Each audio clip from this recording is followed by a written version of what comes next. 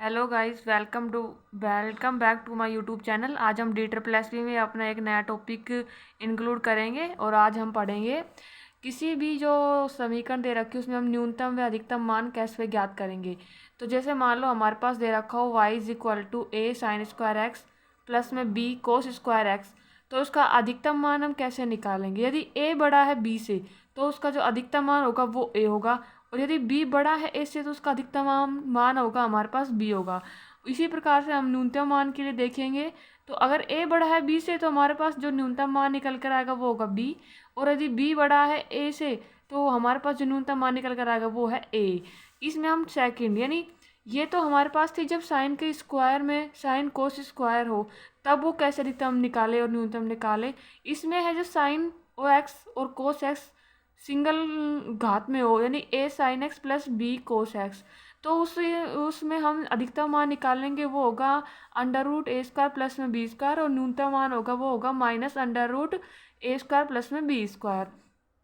अब number third point आता है कि जब y is equal to sine x cos x हो, यानी कि ये दोनों मल्टीप्लाई में हो तो कैसे निकालेंगे। हमें पता है हम दो से ऊपर नीचे गुना करेंगे तो ये two sine x cos x हमारे पास साइन टू एक्स बदल जाएगा और 1/2 साइन टू एक्स बन जाएगा। तो यहाँ पर अधिकतम मान फिक्स होता है, यहाँ पे ये अधिकतम मान होता है हमारे पास फिक्स होता है जो कि 1/2 आएगा, और न्यूनतम मान हमारे पास आ जाएगा माइनस का 1/2। अब मान लो कोई क्वेश्चन दे रखा फॉर एग्जाम्पल के लिए y is equal to 5 sine x plus में 4 कोस एक्स माइनस का 10 प्लस में 7 साइन स्क्वायर एक्स प्लस में 8 कोस स्क्वायर एक्स। अब हमें इसका मैक्सिमम मान निकालना हो तो हम पता है कि 5 साइन एक्स प्लस में 4 कोस एक्स है, ये सिंगल टर्म में है साइन कोस के,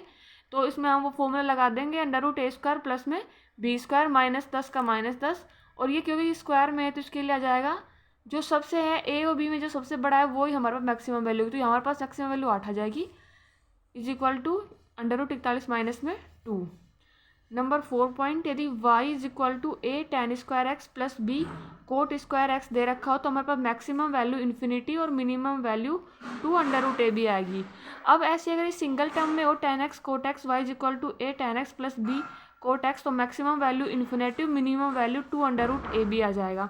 ऐसे y is equal to a sec square theta plus b cosec square theta, तो maximum value infinitive minimum value a plus b plus 2 under root a b, और y is equal to a sec theta plus b cosec theta का मतलब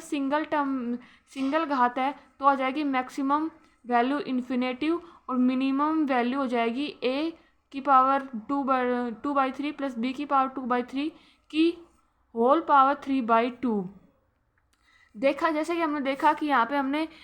total मिला के 7 points पढ़े हैं, जिसमें से पहला पॉइंट जब वो उसकी द्विघात समीकरण में साइन स्क्वायर एक्स और कोस स्क्वायर दे रखी हो तो जो बड़ा होगा वो अधिकतम मान, जो छोटा होगा वो न्यूनतम मान। ऐसे ही जिसमें सिंगल घात में दे रखा हो तो अधिकतम मान under root a square plus B square, न्यूनतम मान minus under root a square plus B square. ऐसे ही अगर हमें टेन में अगर द्विघात समीकरण दे रखे हो तो मैक्सिमम इन्फिनेटिव और सिंगल घात में भी इन्फिनेटिव और मिनिमम 2 की अंडर रूट ए बी, यहाँ भी 2 अंडर रूट ए बी। बस सैक में हमें को ध्यान रखना है कि मैक्सिमम तो दोनों में ही इन्फिनेटिव आएगा, बट मिनिमम वैल्यू यहाँ पर a plus b plus 2 under root a b आ जाएगी, और यहाँ पर आ जाएगा ए की पावर 2/3 प्लस बी की पावर 2/3 का होल पावर 3/2।